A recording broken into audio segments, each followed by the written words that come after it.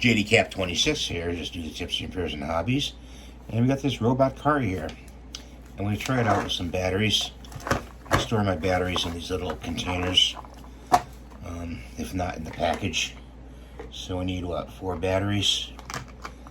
There we go. I'm gonna try the triple A's.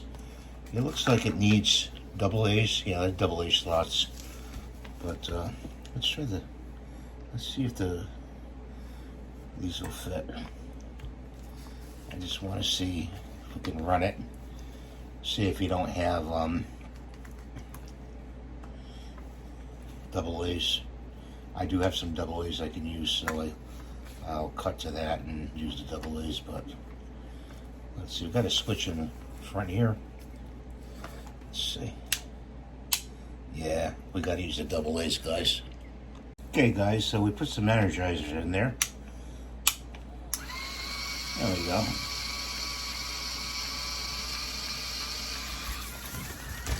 It wants to really go. It's got stopped. You press them in like this.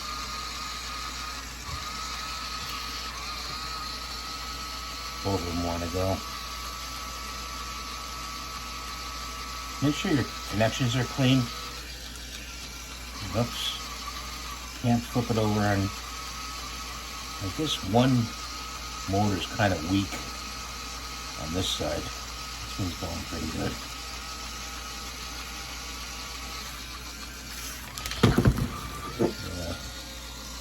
It seems like this side is the most dominant side. So I wanted to show you that. The robot car. Make sure your connections are clean inside the battery terminal right here. Oops, there we go.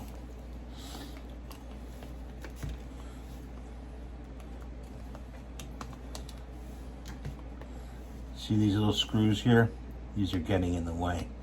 So you may want to go in there and cut those off with a pair of clippers so your batteries go in more better. See if I have a pair of clippers here. You want to go in there and snip those. Yeah, tough to do.